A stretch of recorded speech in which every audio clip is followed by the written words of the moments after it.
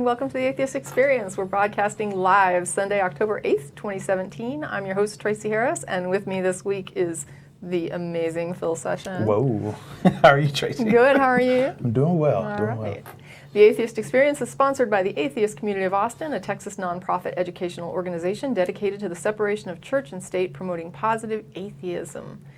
You can catch us live every Sunday on YouTube or Ustream and comment on current shows at the current show thread supplied for each episode at our blog at freethoughtblogs.com/AXP. And you can add comments on YouTube while the show is running live. Additionally, you can write to the show at tv@atheist-community.org, or you can join the Atheist Experience official discussion group on Facebook. If you enjoy this show, you may also enjoy our other ACA podcast, The Nonprofits, which airs on the first and third Wednesdays evenings of each month. Links are available at the Atheist Experience website. After the show, the cast and crew go out to dinner at Star of India restaurant at 2900 West Anderson Lane. We arrive a little after 6 p.m. and dinner is a social event open to atheists and atheist-friendly people. Just a couple of things that I want to note. I said in my notes that we promote positive atheism, and I should say that we promote positive atheist culture, and I'm going to fix my notes right now, because some people get a little confused about that, and they were like, oh, positive as in like strong atheism, and it's like, well, actually it's more about the positive atheist culture, so just make sure I make that clear. Also want to note that we do October 19th have an ACA 20th anniversary. Whoa. Yeah, it's pretty amazing, right? Happy anniversary ACA. So we've got that coming up. That'll be kind of cool. Hopefully we can plan some stuff before the end of the year. We'll see. I hope so. I just want to note that we also have some new ear equipment. So I'm just letting people know, because in case I drop something or, I end up playing with my ears that partway through the show, that's what's going on. So just kind of a warning about that. I kind of abandoned mine. I tried for 2 seconds. I was like, you know what? Let me break out my old faithfuls and No, I worked it. I worked it for a good 15 minutes, got these things in, and we're going to see if this flies. Okay. So then, let's see. You had a few things that you wanted to talk about. Oh, sure. Add to the announcements? Of course, as I always do when I'm on the show, I'm the volunteer coordinator for the ACA, and so I bring all of those things out to the table to make sure that our audience, and especially the ones that are local to Austin, are very aware of those upcoming events that are going on. So it's just two that I'll mention. On October the 22nd, that's in 2 weeks from today, there will be an Austin Atheist Helping the Homeless down in downtown Austin.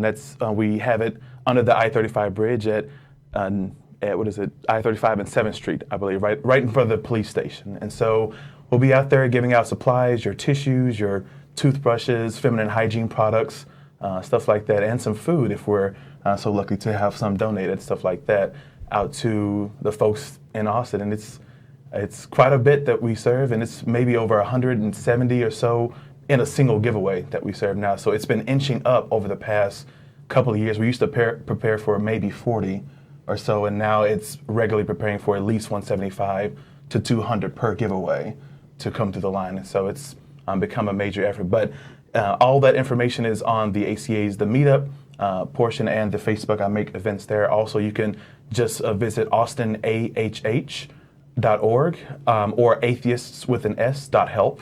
Will also get you to that website to find out info about how you can donate and when it's going to be happening next, and to look at the results and pictures of what has happened at our last giveaway. So we're celebrating 8 years of giveaways as of last month, as a matter of fact. That's amazing. Yeah, it's been a wild ride. That is wild, but it's great. We couldn't have a better volunteer coordinator as far as I'm concerned. You do a fantastic job, very dedicated, very energetic. Like way more, I get tired just hearing you. And the other one is another Texas ramp build. Of course, we try to help out every month with the Texas Ramp Project, building a wheelchair ramp for someone in the Austin area who's low income and disabled. So on the 28th, the last Saturday of this month, is the day that we're trying to secure that. I'm still waiting on confirmation because apparently there have been some holdups administrative-wise for the ramp project, and so we're waiting on the confirmation that, hey, this is going to be happening. But they know our intent, they know we want to be there, and we're just waiting on that last confirm to say, yes, you're good. Once that happens, I'll put the events up and you'll be able to sign up for that, but you can expect it to happen on that 28th in the morning, like usually from 8 to 1 in that morning time. So, and the last thing, that's all for the volunteer portions. And I just want to mention this one thing. It was mentioned on the previous show as well, but the Atheists of Puerto Rico are currently taking in donations, and they're looking to give a lot of assistance to folks that are in the disaster-stricken area. I wouldn't say it like that because it's like the whole island. Really, I can't just say, oh, it's in the disaster area, but for Puerto Rico in general, there's so much need. There's a lot of assistance that is going there, but talking with the President Shirley, she was mentioning that a lot of it is going to the metropolitan areas, that's the main focus for power for a lot of the food, Sure. And that the coastlines, the outside areas, are the ones that need a lot of help, that are, there's a lot of squabbles over resources, and it's just such a humanitarian effort that'll be going on for months, just months. Well, yeah, it's huge. Right. So if you can, like we said on the last show, we had some technical glitches last time, but we were at least able to hear her interview. She was on the show last week, and it kind of glitched out to where the video stopped moving, but the audio still made it through. But if you all want to donate to that effort, you just go to aidpr.org. That's aidpr.org, and that'll put you directly to the Atheists of Puerto Rico site, who is partnering with the American Atheists in order to get this effort underway. And eventually what I want to end up doing, once we get the confirmation that their P.O. box is fully functioning again, they have a P.O. box in San Juan, and that the Atheists of Puerto Rico volunteers are ready to do distribution, what I'm going to end up gearing the ACA and the Austin Atheists Helping the Homeless efforts for is to do basically a mass shipment of donations to their P.O. box so that the Atheists of PR can distribute those out to the areas that need those specific things. I'm sure there's a lot of that happening, but since they're on the ground, they actually are aware of a lot of where the problem spots are, the places that are not getting as much help as they need. I figured that would be an awesome effort that I'm trying to put together. So as soon as I get that together, then we'll be putting that APB out there for everyone in this audience, on our website, everything else, to try to see about getting some donations down there directly to them so they can go right out to the people who need it. So yeah, you can look forward to that. It is a big effort, and it's a good cause, and they can't, I think, get too much help. So they need as much help as they can get. Yeah, but that's all for me. Just aidpr.org, and then I'm done. Okay. All right. So I have a talk coming up. I'm going to be in Pennsylvania, Philadelphia this weekend, and Philly. Yeah, Philly. So one of the things, as I'm going through the research and I'm putting together the slides, one of the things that I am seeing that I think would be interesting to discuss, and I wanted to sort of just spend a few minutes talking about it on the program. I am looking at identity development, like how people develop identities, and there are a few different types of identity that people can fall into categories, and one of the identities that is most interesting to me is the foreclosed identity, because to me that is what really sums up an indoctrinated personality. And then you have an achieved identity, which is a person who has pretty much developed a unified healthy identity, and they're going forward with that. And there are other types of identity. There's a diffuse identity, moratorium identity. These are people that are in different stages of development of an identity or not developing an identity. And there was some discussion regarding what goes into it. And so the charts, when you look at the identity charts, they have on one axis something that would be like the amount of research or effort or energy that you're putting into looking into the things that you believe. And then the other side of that would be the level of commitment that you have. So a foreclosed identity, or the one that I'm associating most with what we would call an indoctrination, is a person who has not really put in a lot of research into what they believe, but they're very committed to what they believe. So they're highly committed to this belief, but they really are laboring under a lot of misconceptions, generally due to not having investigated thoroughly what it is that they've accepted. And in the meantime, you have the moratorium is somebody who's searching, who may not feel really committed to particular beliefs in a strong way, but they're searching and they're looking and trying to maybe decide, what do I want to do for a living? What do I believe about religion? What do I want to do as far as family? Do I want children? Do I want to get married? Am I straight? Am I gay? Like these are the types of things that a person would be searching. as they're trying to figure out, who am I and what does that mean? And so a person in moratorium is actually putting in effort to look into these things to try and say, where would I commit? Where do I want to commit? Diffuse personalities, diffuse identities would be people who aren't really looking and aren't really committed. So when you think in terms of like a slacker personality, that's kind of what that is. And it's very highly tied to a lot of personality disorders.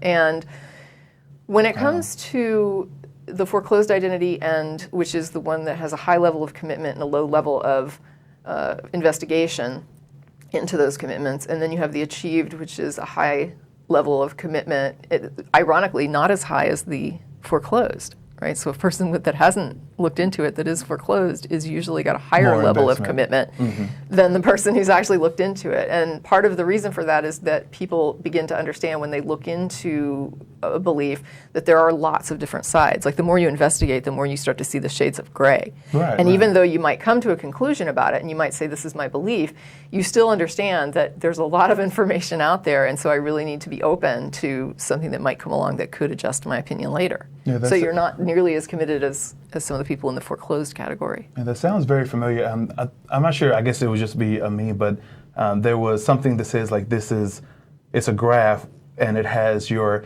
level of confidence in the subject versus your time studying. So it was referencing a specific profession like physics. Yeah. And so on the low end where it was a low level of experience or study behind it, your confidence was very high. I am so good at physics. The highest on math, but then as the study went up, then it dropped precipitously and then started growing very gradually. But it never got as high as it was at the start of that graph when there was a low level of study. Because you don't know what you don't know. And when you start to learn what you don't know, you start saying, wait a minute, maybe I don't know what I thought I knew.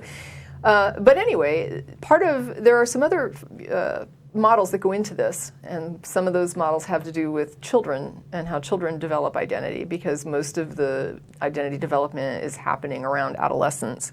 But children can incorporate views and beliefs that are other people's views and beliefs through a process called introjection, where you literally pick up on how someone else thinks about you, and you could be wrong about it. It doesn't mean that you're right. It's just your opinion of what someone else thinks, and you adopt that into yourself.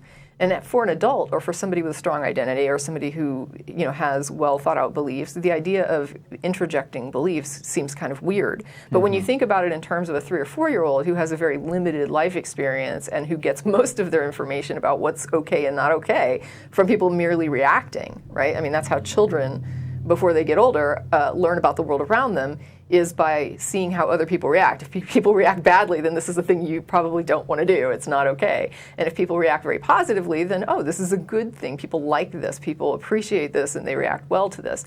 So for children, if they get a lot of negative reaction all the time from things that they're doing, this can start to affect their view of themselves, especially if it's verbalized in ways that put this negatively about the child's personality as opposed to an event. So telling a child, oops, you spilled, that was an accident, we have to be more careful, is a very different message than, you're so clumsy, why are you always dropping things?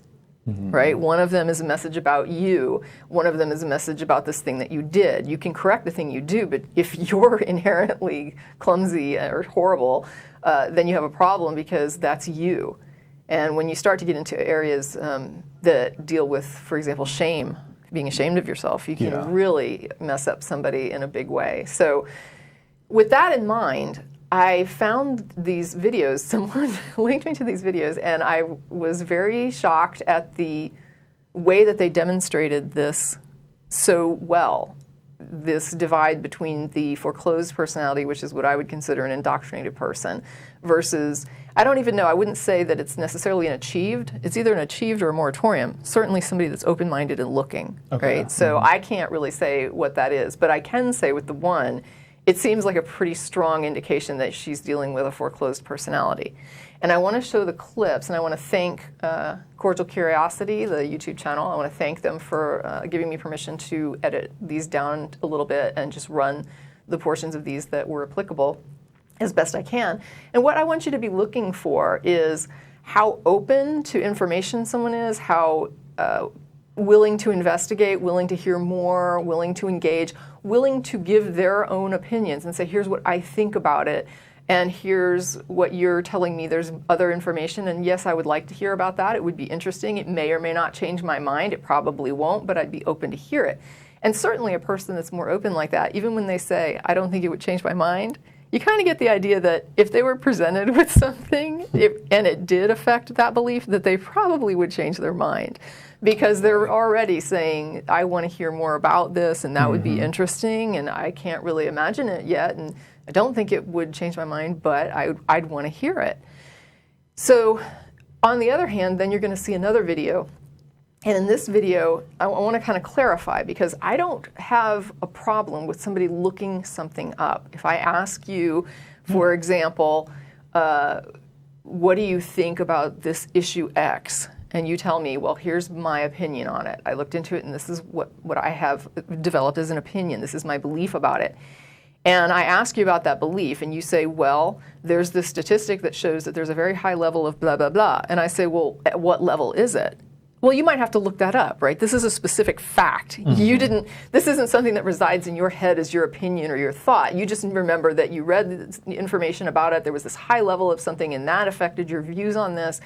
And if I ask you for the specific percentage, you may not have that at the tip of your brain. You might have to go and research it. And I get that. I am not harshing on anybody for not having memorized every shred of information that went into forming a belief. We don't have, most of us anyway, photographic memories.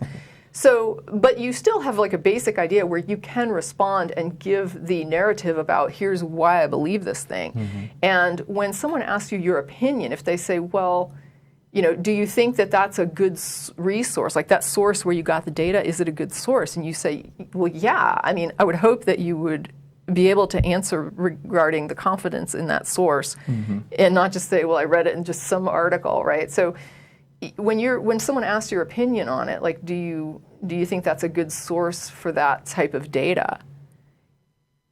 You are going to give your opinion, even if you hadn't thought of that question before. Let's say that you did just read it in some article, you don't know anything about the source, and someone says, do you have reason to believe this is a good source? Well, your opinion then should be, well, no, actually I don't. I just read it and I really don't know anything about the source. That was just something I saw in this article, but I don't know anything about the publication that's putting this article out. I don't know who's behind it. So you should have some opinion about the source when someone asks you, what do you know about this source? Well, you either know something that gives you some confidence in them, like let's say that I've quoted from some newspaper and someone from another country is on Facebook and they say, is this a good source? I would say like, well, yes, the New York Times is considered very reliable. As opposed to, oh, someone told you this from Fox News. Well, they tend to lean a little, in some directions, a little biased with the news there.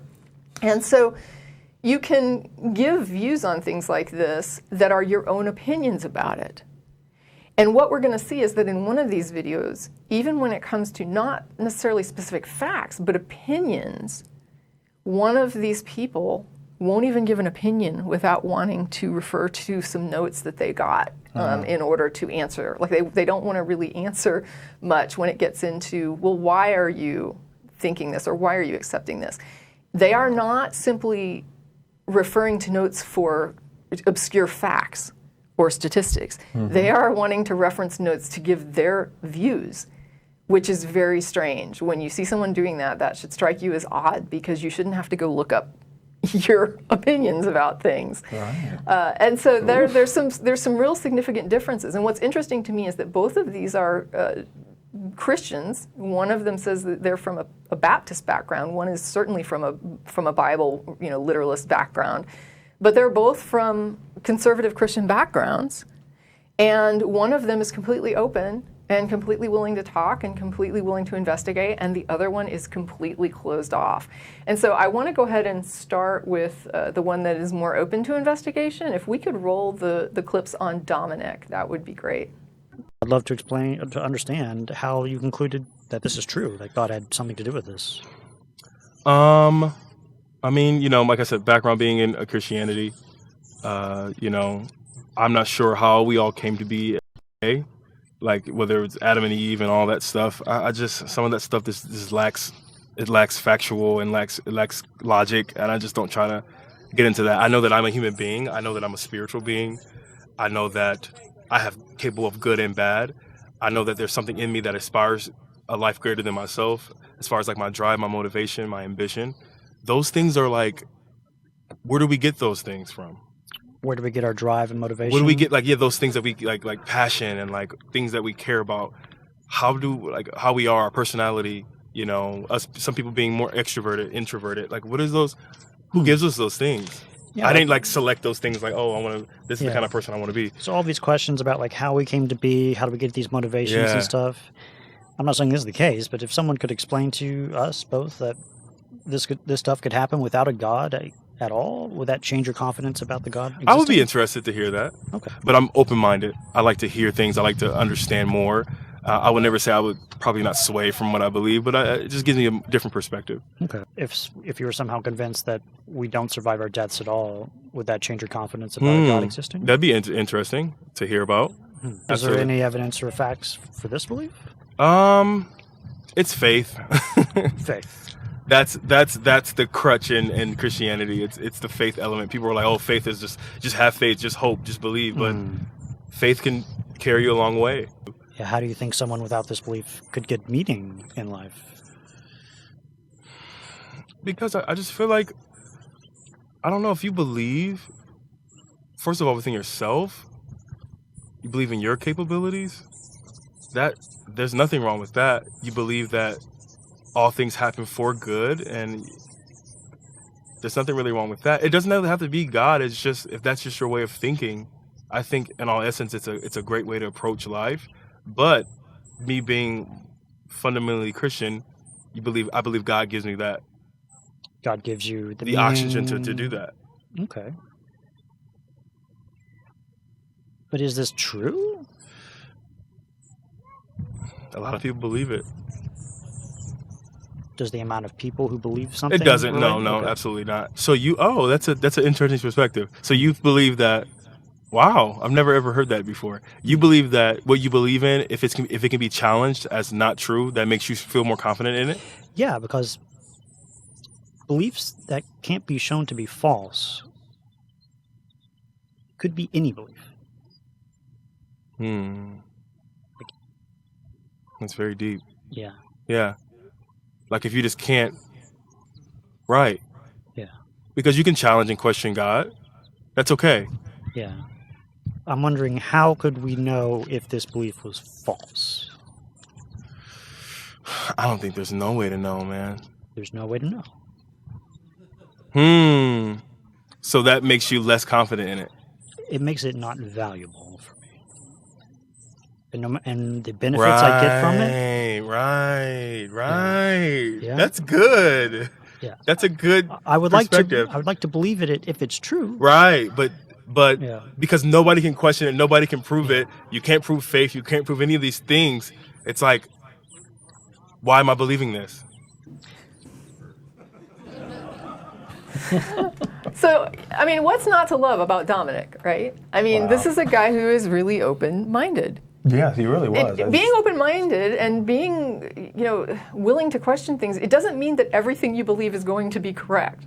It just means you're willing, like he says, to hear more about it. When Dominic says, I'd be willing to hear more about that, there is not a shred of anything in me that thinks that's insincere. It's not defensive. Mm-hmm. He's completely open. He's very approachable, and allows other people to be, approach him. And then on the other end of the spectrum, I would like to have a look at Tia. So if we could go ahead and roll Tia's video. It's asking me tough questions. I didn't even learn this in Bible class. Go to a Christian school, and I've taken a bunch of classes on theories and all these different things, and it just makes sense to me. It kind of like hits home, and I just have this feeling that it's really true. And how did you determine that this was actually true? Just all like the proof and the theories. Okay, what's like the best example? There's a lot actually. So, like the Babel Tower, they found it. They found where it was. Gotcha. So you're saying it's just there's so much goodness to it, and it's really positive. Mm-hmm. How does the goodness or positivity of a belief relate to the truth of the belief, though? I think it says it all in the Bible. Like, it's a tough question. Just because the Bible says something, does that make it actually true? In my belief, it does. Not everybody believes that just because it says it doesn't make it true. A lot of people are like, oh, well, since I didn't see it, it's not true. But I think just there's a lot of evidence to it, so just makes sense to me. Just makes sense. Like, people used to live for like 800 years back then, and a lot of people question that. But the reasoning was because God told them to go and multiply, but he wanted them to keep multiplying and multiplying. So the more the population increases, the less we live. We decrease in age. Is there evidence for a God? Mm-hmm. What's the best one? There's a lot. Like I said, there's a lot. I have to think, but you're putting me on the spot. It's hard. I have them written down, actually, in here. Are feelings a reliable way to have confidence in a God like this? I would say so. Okay. If you've ever worshipped, I mean, when I worship, you just get this joy that no one else can experience unless you get it. Like, it's just a joy. Mm-hmm. And joy is different than happiness. Yeah. Joy it's something that doesn't just go away. Happiness, like, can come and go, but joy is an internal thing. If someone from another religion came up to the table and said Mm-hmm. that believing in their God gave them joy and that they have really good internal feelings about that God, is that a justifiable way to come to that belief just by going off feelings for that? No. I would say that's awesome. I would say that's cool, Okay. but check out what I have to say. Yeah. Check out. If it's not reliable for them, Mm-hmm. why was it reliable for yourself? You're asking tough questions. You really are. You're doing good. It's not. I'm not saying it's reliable. It's not. But it's just what I believe personally, and I always will believe it. I just have a very strong faith towards it. Is just believing or having faith in anything a reliable way to have confidence that something's true? I think faith, Why? because it's. You're good at this. I'm just very interested in I know. why people believe. I need to get my book out. I have a book in here. Helps me out. I can't memorize all of it. Well, is faith a reliable way to believe in anything? Is faith a reliable way to believe in anything?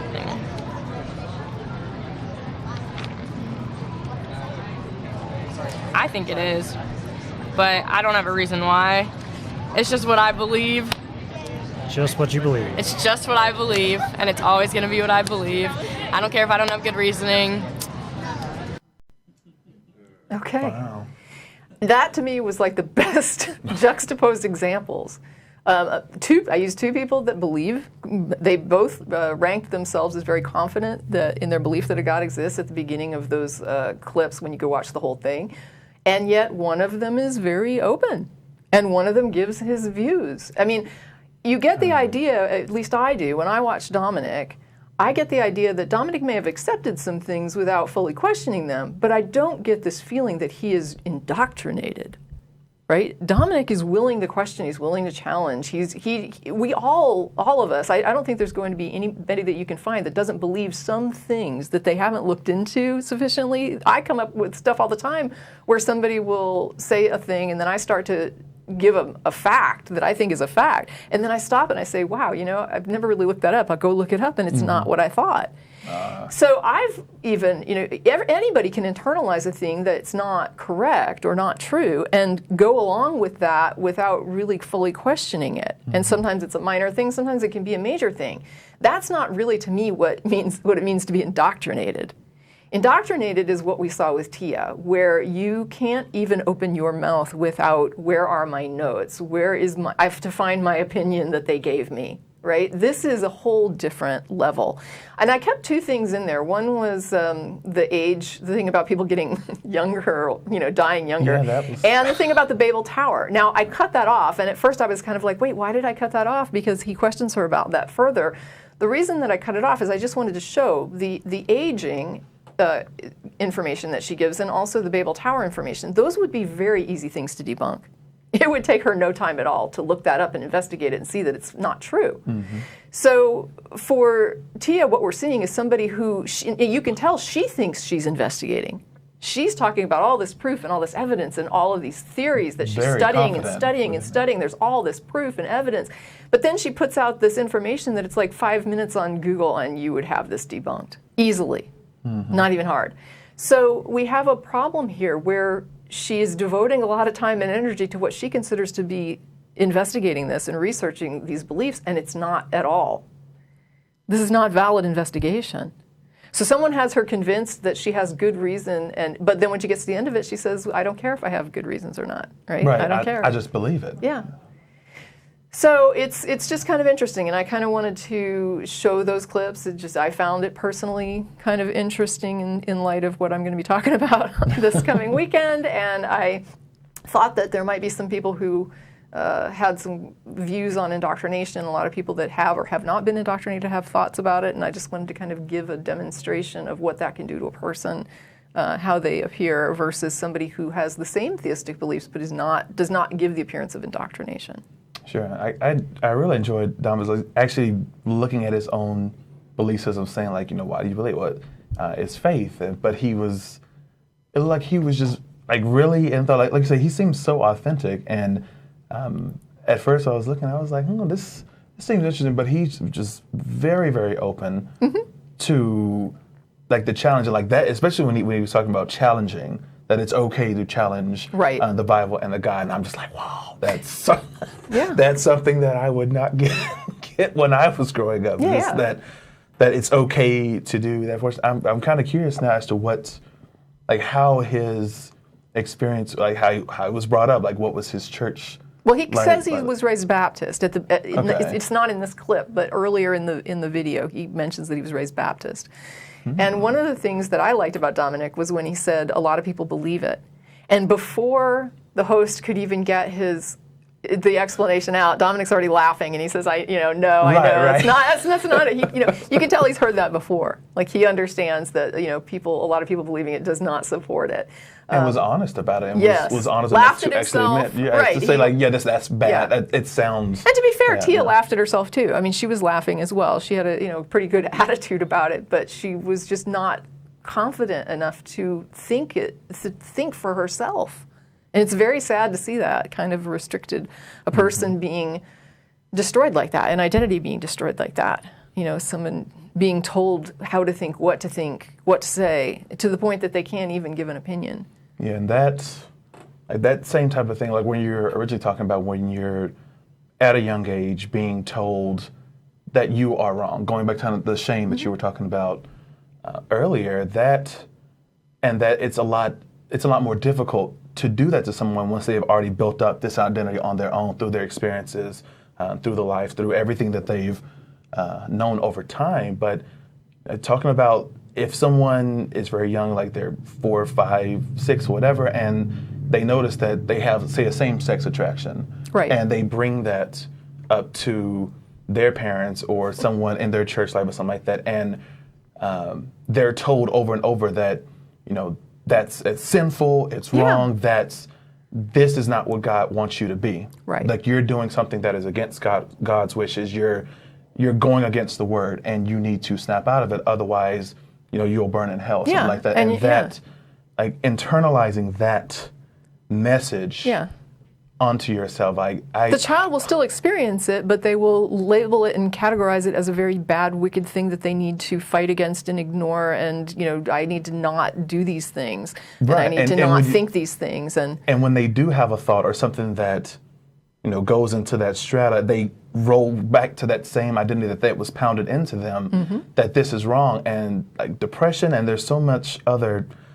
There's so much that can come. It really is with huge. That, and but if you grew up in a more liberal household and you learned about sexual identities, and then you find out, I'm happen to be one of these, and I identify as gay. If someone tries to say that, like someone coming to me and saying, "Oh no, that's totally wrong. It's terrible. It's against God," which is like I don't have that indoctrination sitting there saying that that this is so bad. I can fight against that because I've looked at it a little more thoroughly in my experience growing up, doing research on it, trying to find out what is this that I am? I don't have a word for this. Let me see what this is. And once I found, hey, this is my identity, that I'm gay, I identify as this. Right. I'm not the only one. It's not abnormal. This is a part of, seems to be a part of life. And that's the thing. And this is how a belief should work, right? Right. This is something that you had a belief about it, that you were taught, and then you went in and you investigated it and came to your own beliefs about who you are and how you feel about yourself. And then at the end of the day, if I ask you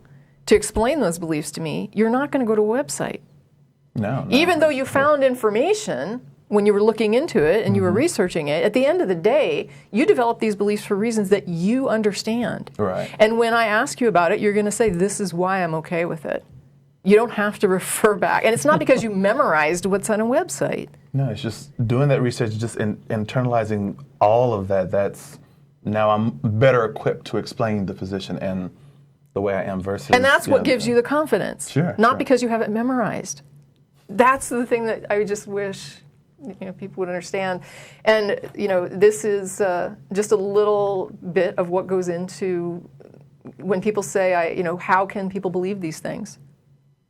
This is how people believe these things. How can a person be gay and be a Christian? This is how a person can be gay and be a Christian. This is how people deal with it. And yes, that when you're talking about a more liberal upbringing, the authoritarian upbringing is the one that causes most of the issues. That's what, if you're researching it, that's what you're going to research is authoritarian, child rearing. Okay, so that's kind of that. I just wanted to get that out there. But we do have a list of callers, and we'll go ahead and start with Ricardo because he helped us with the call screening. So let me go ahead then and start with, this is Ricardo, and you're in Portugal. Hi there. Hello. Hello. Hello, Tracy and Phil. How are you? We're good, thank Doing you. well. Okay, so I'm calling because I want your help, actually. I'm not an atheist. I'm not a theist, too. I'm an agnostic. I don't think we're just talking semantics here. And just a little heads up on myself. First of all, I'm from Portugal, so English is not my first language, so I apologize now already for some error that I make. Your English is better than my Portuguese. Oh, okay. I bet it can be, yeah.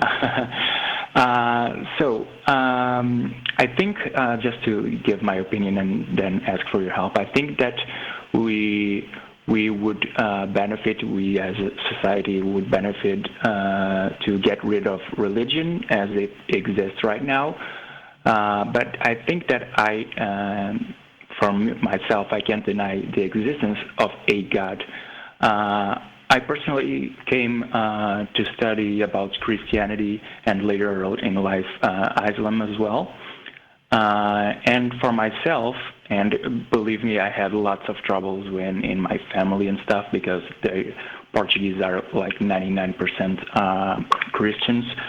And my argument was basically I don't choose what I believe or don't believe. I mean, it's not a matter of choice. Okay. I just can't believe right. No, we understand. Christianity and Islam. So the proof for me was overwhelming that both these two gods were false, were man-made. These are religions invented by men. I'd like to hear your opinion about these two arguments that I'm going to say to you. And later, I would like to convince you, if I can, that you're agnostic as I am and not atheist. Well, wait a second. Before we get there, let me just explain. I didn't interrupt you earlier because I didn't know that it would be relevant. And I thought that's a sideline thing. Mm-hmm. We use atheist to mean anyone who does not accept it as true that a God exists. Okay. Exactly. So what, according to what you're describing, you would probably fall under our definition of atheist because we don't just say that you have to deny a God exists. We're saying that anybody who's not a theist is by definition an atheist. Now you don't have to accept that definition, but I think we're on the same page with that one already. Okay, we are then. Okay. I think that yeah. Well, I think my explanation to, as I thought I was agnostic and not an atheist, is because I can't know for sure that there isn't a God. Right. I mean, I can. We pretty much do say accept that there are people, we label them as agnostic atheists, right? People who do not believe it's true that a God exists, but they don't claim claim of knowledge. Don't make a claim of knowledge. Got it. Yeah. Got So it. we understand what you're saying, and we would probably agree. Okay, so just the call, so the call won't be very long. I'd like to hear you on these two arguments that are presented to me. Are presented to me a lot of times. The first one is regarding the resurrection of Christ. It is about Christianity. And again, I don't deal with anyone out of Christianity because all here in my country are Christians. And about the resurrection of Christ, I have facts that, for me, there are facts. Fact one, there was a Jesus, a person, a guy named Jesus at least. Fact two, he died on a cross. Actually died because it would be impossible to survive it. And fact three, there were several people who were willing to be tortured and die, and actually died, to let the world know about the Savior who resurrected from the dead. Two of which are very reliable, in my opinion, because they changed their opinion, one from denying God 3 times and the other from persecuting Christians to actually be willing to die for what he saw. Okay, now let me just hold up for 1 minute, because first of all, I do not accept that the Bible is accurate history. Yeah. So if the sources are the Bible, then we're going to have a problem already, because I do not believe that those are accurate historical documents. Exactly. Well, to have these as facts for me is that that Jesus was a person. Do we agree on this? That I would say that the best you're probably going to get from me is that there's a high probability, according to many historians, that Jesus existed. But they would not accept the miraculous claims. Those same historians that are saying that they believe that there was a real Jesus are going to describe that as a Jewish reformer, and they are not going to put the stock in the miracle claims of the Bible. So that the same people that would say that Jesus exists, that we would use to establish that, would be the same people who would say that the Bible is not reliable history and not a reliable description of the person. Okay, so I agree. I meet you in that. Now, for the first argument, and pretty much the whole Christ miracles, my first thoughts were, so what's stopping us from worshiping David Blaine or Dynamo or any other great magicians nowadays, right? Because they perform magic, so the so-called miracles, on a daily basis. But since these people, and I'm willing to give those 2 and 3 facts away, number 2 and number 3. Since we do know that Christ actually died, but we don't. I guess that's what I'm saying. We think that I would say that you're correct, that it's probable that there was a person. According to most historians, it is probable that there was a person at the core of these myths. That's the best I can do. I don't know that there was. I know that there's a high probability, and that historians, their best expert guess is that this is true, but this is not a fact that we can establish, like, for example, a mathematical calculation.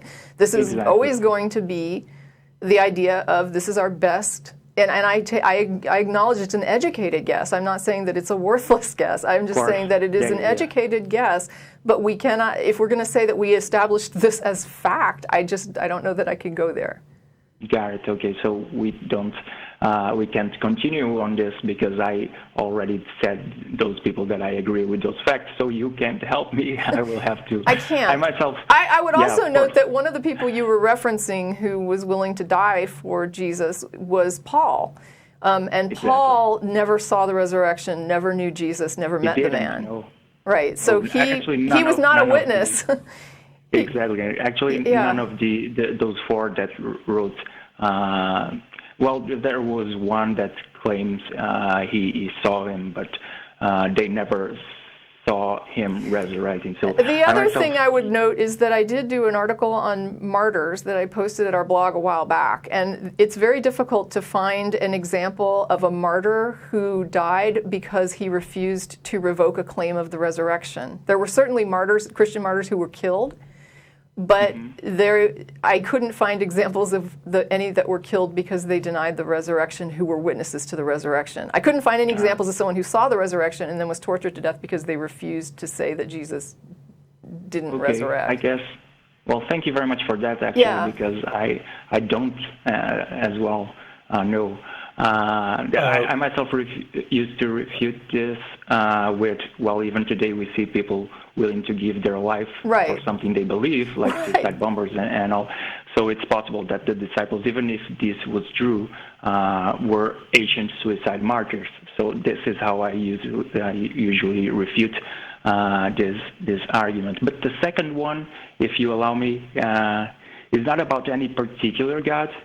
So this one is tough for me because it's not any particular God. It's not about religion. It's actually science.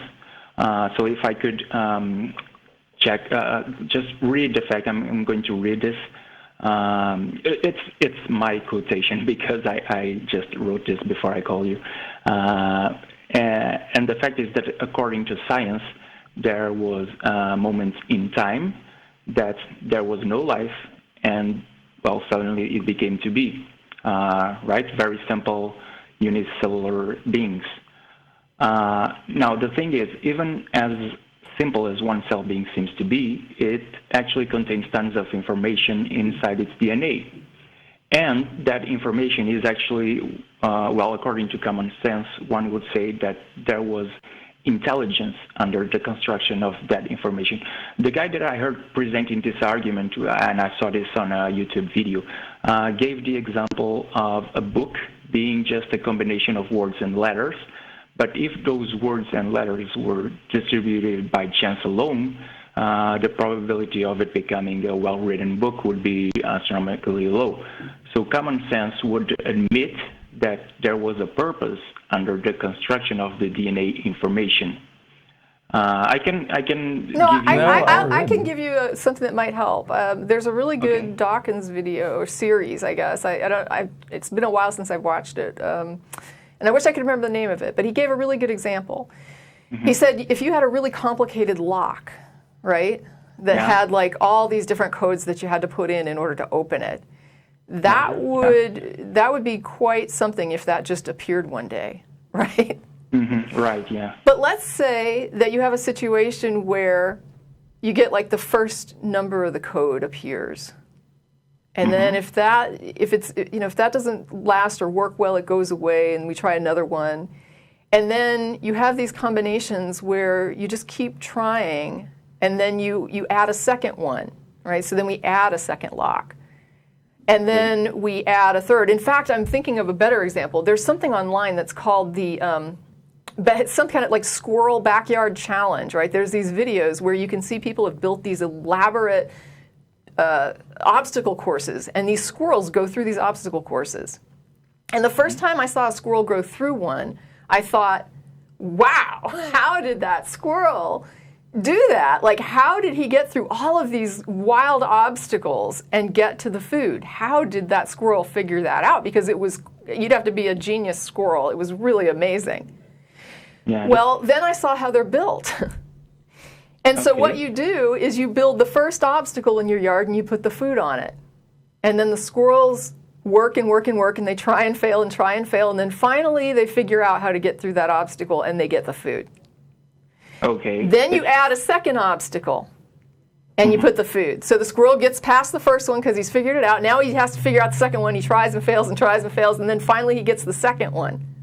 Got it. Then you add the third one, and you just keep adding obstacles until when you see the end result, if you don't know how that's built, it's pretty amazing that a squirrel goes through all those obstacles because you're like, how in the world did that squirrel do that? But he did it because it was built on one little obstacle at a time.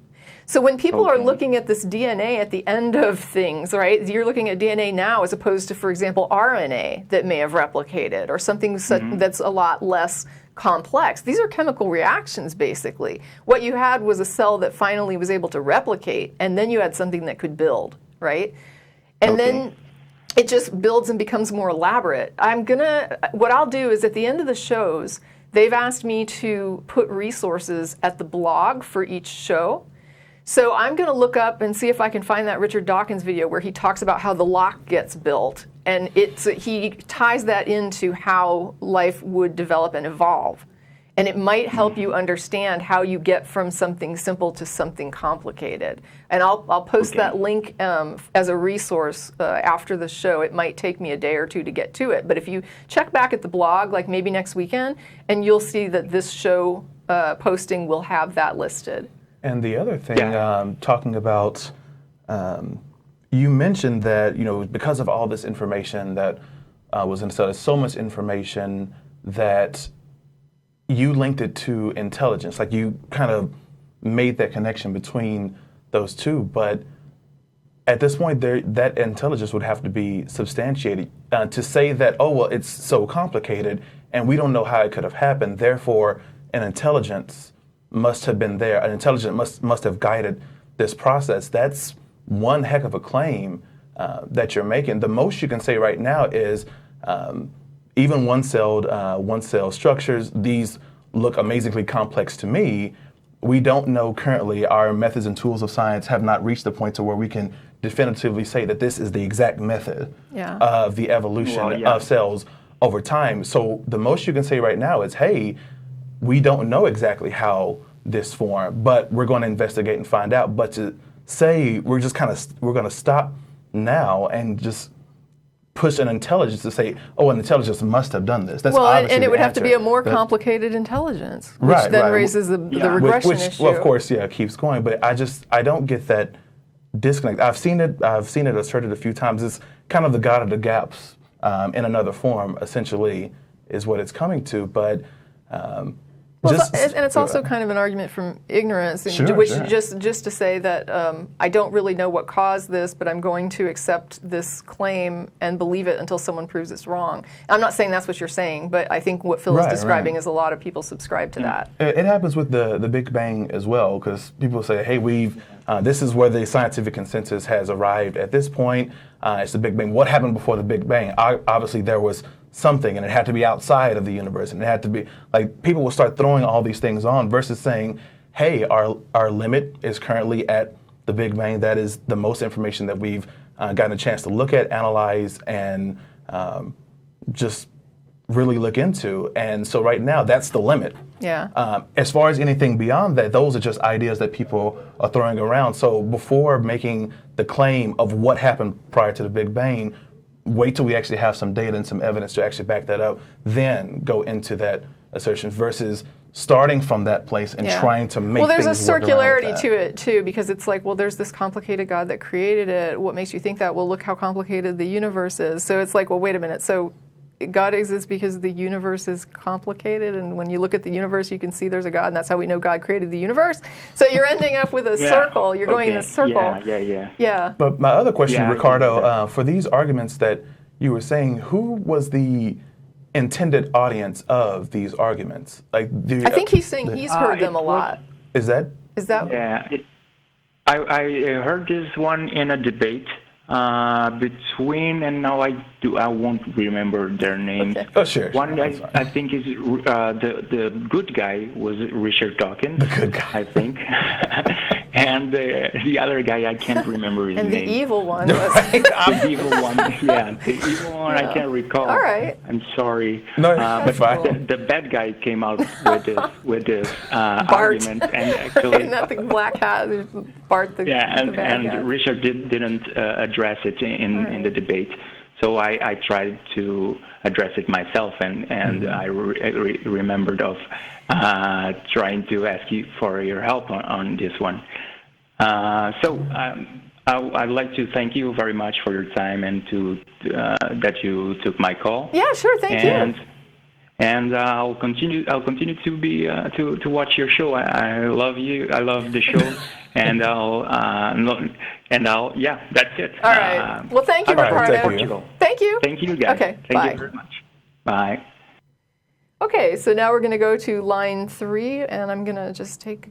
I'm not even going to take a guess. I'm just going to say. Well, I have to, I guess. This is Maryland, and is it pronounced Kai? K. K. It is K. All right. And I what? called before, Okay. and you guys kind of helped me Okay. first time. You know, I talked about my church and the crazy things they were doing, and ever since I called, they now outed me, claiming I'm now an atheist. Oh, no. Well, you're listed here. I'm just going to vouch for you. Our screeners have listed you as a theist. So just because Kay has called the show does not make him an atheist. We also do take calls from theists, and in fact, we prioritize them. But here's the problem. Here's the huge problem. I've been questioning everything I've been told, everything I've been taught, and I'm starting to get to that point now where I may actually become one. Okay. And the one thing that's kind of scaring me is the idea of hell. Okay. There's a lot of ways to approach hell, but Sure. but yeah. So basically, you still have fear of hell. Yeah. Okay. Here's the thing, though. We had a caller on just a minute ago who said one of the things that he rebutted people with is that you can't really help what you believe, right? I mean, you're presented with evidence and you believe whatever you believe about it. And unless someone can convince you, present something to you that changes your mind, you tend to just sort of go with what you're convinced of, regardless of if it's good reasons, bad. It doesn't matter. Whatever convinces you of something is, in the end, you're just going to believe what you're convinced of, correct? I can't take you to the top of a building and ask you to jump off and believe that you're not going to die, right? You couldn't not believe that. You would believe that you're going to die if you jump off a skyscraper. And I can't, there's nothing I can, it's not like you're choosing that belief, right? It's not a choice. You're compelled to believe it because of the evidence that you have seen about what happens to people when they fall from a great height, correct? Yeah. Okay. If God is going to torture you for eternity because of what you believe, there's not too much you can really do about it. That's just that's a jerk of a God who would hurt you for something you can't really help. I don't know what else to say. Like, I've gotten to the point, though. Like, I've really gotten to the point now where it's like, it doesn't scare me. But Okay. it scares me. It's like it comes back and forth. Like I think if you just will accept that there's nothing you can do about it, right? I mean, if you start to think about it and you start to have the existential fear of hell, yeah, just remind yourself that you've already thought this through. You can't change what you believe, and if you're going to go to hell, you're going to go to hell. And so there's no point dwelling on it. If you can't change it, what's the point of dwelling on it? And I know I've talked a little bit about it before on the show, maybe on the last show that we were on together, as a matter of fact. But that fear of hell, even after I came out of theism, that I understood that I was an atheist and didn't have a belief in God, that fear of hell was still there for me for quite a while. I guess it was a couple of years maybe after I came out of religion. But even though I had that, I knew I was an atheist. I know I didn't believe this, but it was still just lingering there in the background, kind of like, you know, I'm an atheist, but oh, well, what if this is the case? I'm going to burn for all time. But that was the way that I grew up. That was the way that I was taught. I mentioned it before, but in one of the churches I grew up in, there was a large picture on the wall called the Lake of Fire that had it was just, you know, fire, brimstone everywhere, and it had all the words that were associated with qualities about you. So greed, for example, was in the lake of fire, and all these other examples. And so that was my literal understanding. Like, what if this is going to happen to me? People that deny the word of God, this is what happens. So even though I was an atheist, that stuck with me for a while. And my way of coming out of it, like, it may not be effective for you. Like, say, you're convinced by what you're convinced by, and that's it's hard for me to say. But for my experience, it was studying looking at other religious organizations, looking at their doctrine to see, well, there are other afterlives out there. It's not just this one. So I'm heavily invested in, this lake of fire. That was my picture of hell. Different people have different pictures of hell depending on your upbringing, but that was my picture. It was fire, brimstone, and it was the acknowledgement that I'm scared of this. I understand that I still have a fear of this, but here's another religion that has another afterlife. But I'm not scared of this. I have no fear of the underworld, say for example, or I didn't have any other fears tied to those other worlds, even though some of them can be pretty horrible. There's a lot of afterworlds out there that have been presented, but I had no fear of those. And so it was my understanding that I am fearing this lake of fire type of hell because I was raised to be in fear of it. If I was raised in a different religion, I would be in fear of some other type of hell. And so looking at it, like just from a bird's eye view, looking at it, putting them on the same level with each other, to say that this afterlife is no more plausible than this other one, depending on what part of the world I grew up in and what religion I was brought up in. So why should I fear this particular type of hell when I have no fear or acknowledgement or even care about these other afterworlds, these other afterlives that are there? And so I kind of, looking at it in that way, that's what kind of, over time, it wasn't an immediate thing. I won't say this is like, oh, it was just pop and it was done. But over time, it was just like, why should I keep a fear of this? It doesn't make sense to fear this so viscerally if I'm not scared of any of the others. Yeah. Because none of them have been substantiated, so why should I fear any of them, let alone fear this one in particular and not any other? What was also interesting is we had that recent, during the Bat Cruise, it was the same date as an end of the world prediction. And it made me laugh because when I was involved in Christianity, one of the beliefs we had was, nobody knew the time or the date, whatever. So when we would hear these end of the world predictions that other Christians believed, we would just kind of laugh like, oh, that's ridiculous. And I'm going to assume that you don't freak out and sell your house every time you hear an end of the world prediction. Is that correct? No. Right. No, it's ridiculous. I don't care. Yeah. And so that's the thing. If there's really no reason to believe it, then you're not afraid of it, right? I think it's the emotion. It is an emotion. Of course it's an emotion. I think all it is when you're around these people, when you're around a bunch of people who claim that they believe in the same thing, you start to feel all that emotion as the emotion starts to come together, and they start sharing that same emotion. Right, but I guess what I'm saying is religious claims that you don't accept from other, Christians, it doesn't scare you at all. You don't even give it a second thought. You're just like, oh, pshaw, right? I mean, but I'd rather listen. I also rather listen to everyone. I listen to everyone's side. But that's fine. But like I say, you're not selling your house.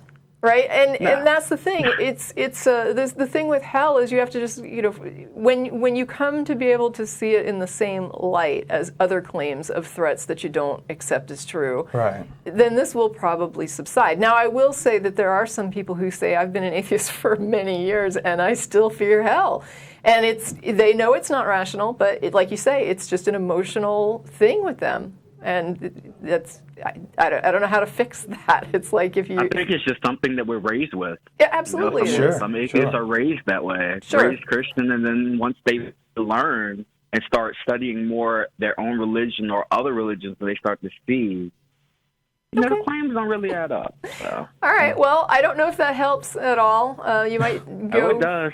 Okay. You can go to our blog and talk to some people about whether they fear hell and how they got past it. That might be useful. Sure, because I don't think there's any shortage of people having that experience. Thanks, Kay. We're going to let you go. Yep. All right. Bye-bye. Take care. Okay, let's go now. We've got someone on the line here. This is somebody identifying as Dr. Kronos in Los Angeles, California. Yeah, hello. Hello. Hello. You can hear me all right, right? Yeah, you sound great. What's on your mind today? Well, a whole bunch of stuff, but I'll start with something really controversial, just because I know the listeners love that. If God was running for president, would you vote for him, or would you vote against him? Which God? That's what I was about to say. And I knew that would be the question. Okay, here's the thing. okay, let's elaborate. If let's say God or Satan ran for president of the United States in 2020, and just to make it more interesting, let's say nobody knew which God. Could be Allah, Yahweh, Wotan, whatever. A bit dramatic, but I hope it's I probably illustrate. wouldn't. Let me just say, I probably wouldn't vote for a God, and my reasoning would be that if there's a God that's in any way in charge or able to influence the world, and this is what they've come up with, I would rather go with let's try people for a while and see how that goes. Right. Plus, they could still rule without necessarily being elected to. Yeah, and I would like to ask. depending I would on the like to ask deity. that God to please not be involved in any of our leadership anymore, because if that God is actually putting up the rulers, they're doing not so good sometimes. So let us pick no our kidding. own. I wouldn't vote for either one of them either. But of course,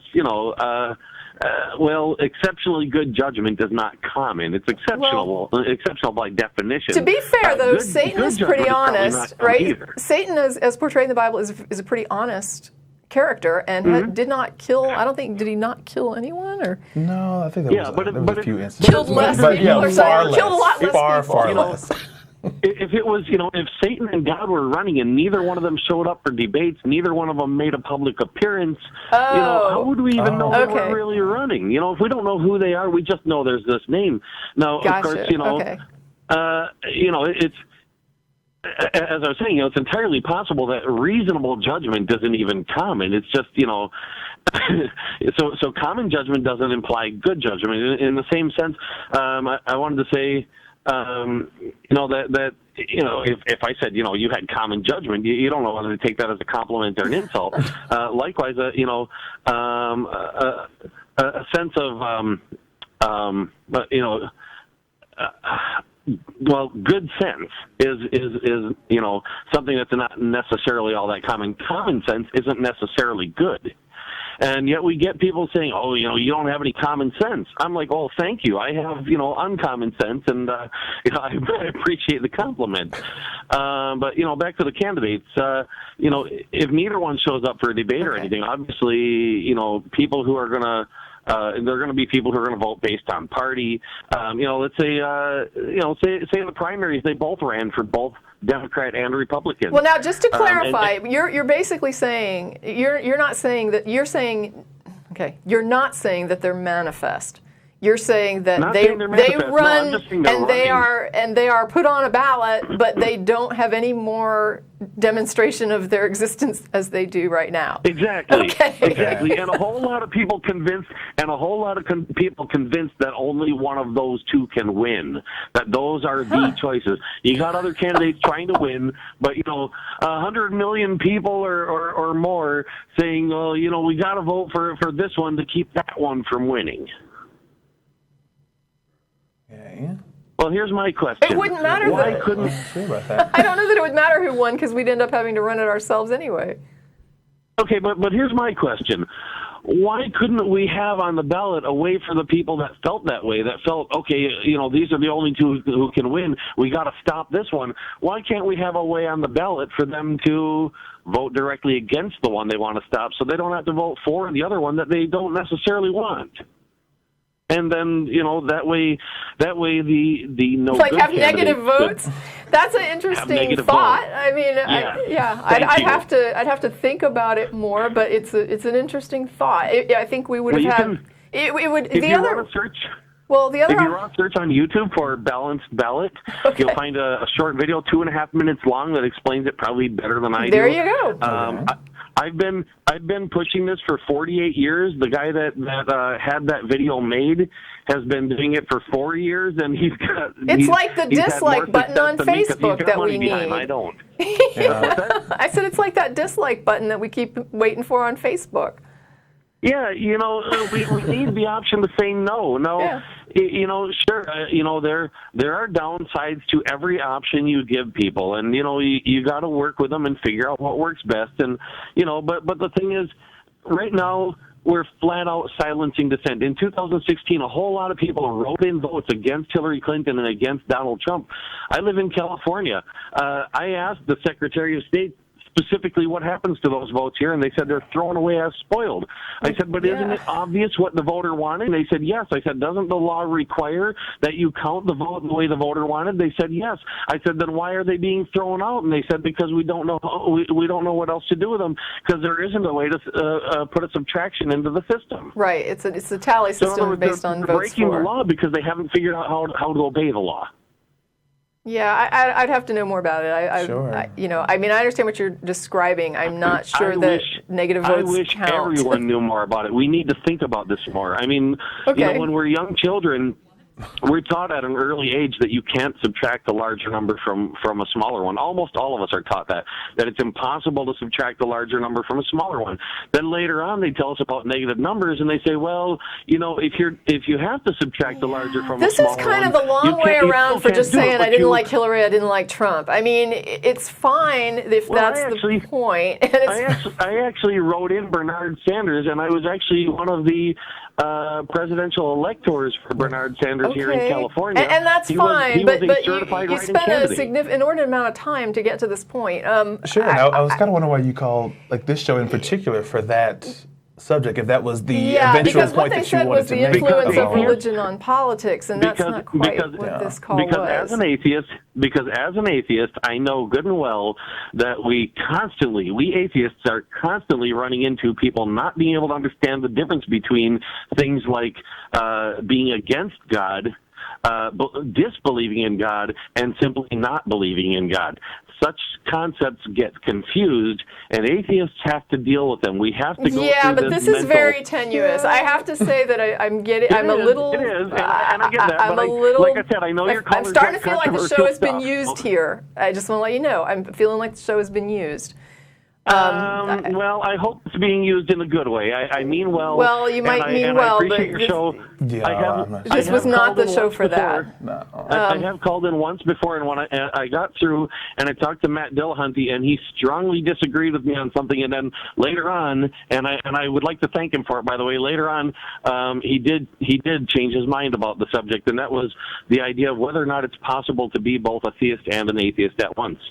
Humans do have a thing called cognitive dissonance. I can't speak for Matt. I can't. Yeah, and I don't speak for Matt on this.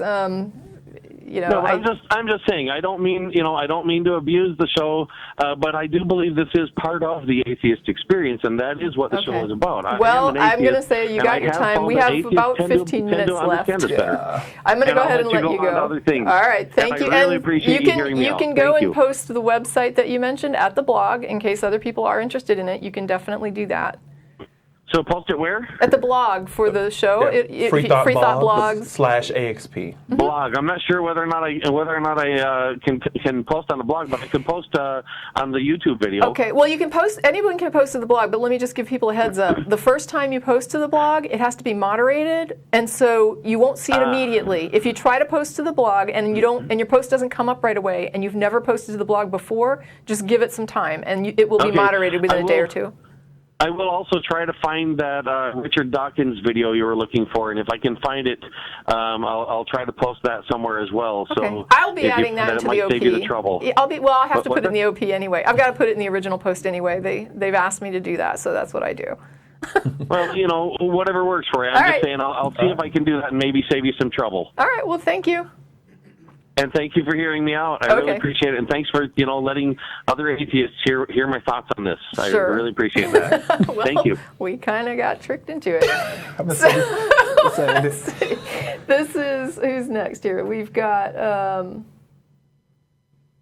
we'll go to number 2 because it's noted as a quick call. Let's see. This is going to be Raul in Beaumont. Yes. Hey. Tracy, can you hear me? Yes, we can hear you fine. Is it Raul or Raul? No, it says Raul. No, it's Nolo, actually. Nolo? Oh, okay. What's Raul? That's not my real name, though, actually. I'm not at the liberty to give you my real name, to be honest, because of my obligation. Gotcha. Then what difference does it make what we call it? That's one of my videos. Get my fake name right. Okay. Well. Okay. So, but you would prefer Nolo while we're addressing it. Is that? Yeah. I just had. Is that like an Indian swear word or something? I don't know. I think I'm paranoid now. No, it's not a swear word, for God's sake. It's just okay, so go ahead. What's your call? What do you got on your mind today? The call is very simple and sharp. I'm an atheist, by the way. Okay. I was always an atheist since I was born. I immigrated to America from India, to be quite frank.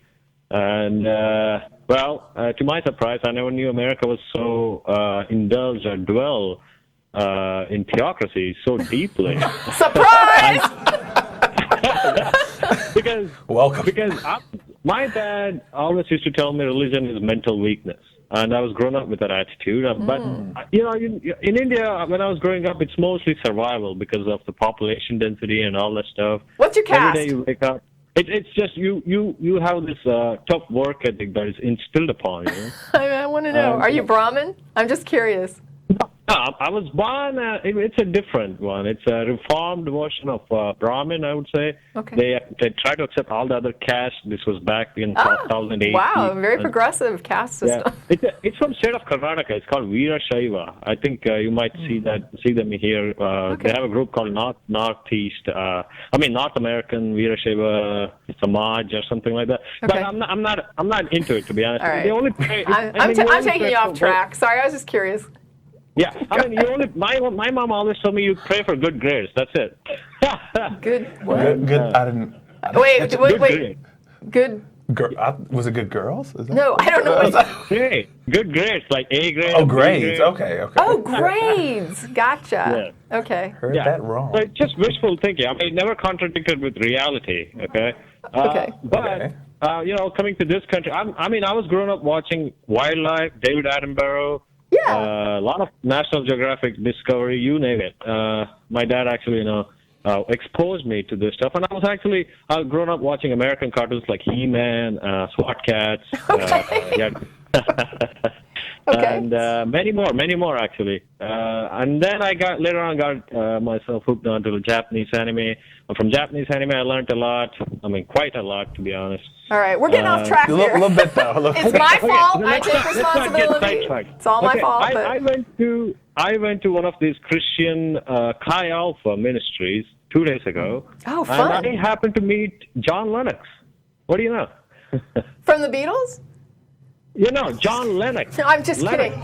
So, okay, you're going to have to fill me in. I don't know John Lennox. No, it sounds familiar. He's a theologian debater. Oh, okay, so we got an apologist. All right, gotcha. An apologist. And guess what? This is a Christian ministry held organization, and I just happened to go there. I told these guys I'm not a Christian, and guess what? That startled the whole my whole group, to be honest. They were like, oh, this guy's not a Christian. We need to make him a Christian. Thought everybody in India was Christian. Yeah. Most of them, 99% were Christian. This is a Christian campus ministry, like a sorority or a fraternity called Chi Alpha. Okay. And I met this guy called John Lennox, and guess what? They had this speaking session from him for 1 or 2 hours, and he was bashing all the atheists, Richard Dawkins, and they had a topic called morality. Like how do we get morality? The classic theologian question. And their answer was, I bet the answer was God. Yeah, exactly. Yes, got it. I would score 100 on the where did the world come from? God. Where do we get our morality? God. The easiest answer key ever. That's exactly what he did. And guess what? He bashed atheists in every opportunity he got. He bashed Richard Dawkins again and again and again. And he said by the end of this year, well, Richard Dawkins might convert 50 people into atheists, but he would have 500 Christian converts. See, that's a very bold claim. I think he might do that with the current, with all the political with that audience, climate. Yeah. Well, they get them when they're young, so yeah. And these guys were so young. They were like 19. They were freshmen, sophomore. They were like so bashed into this. I actually had some opportunity to speak with them about, hey, this is not how it works. And don't you think, there should be something. How did that go? And, they all jumped on me. Wow. Like a wild beast. But, they did not. I'm just joking.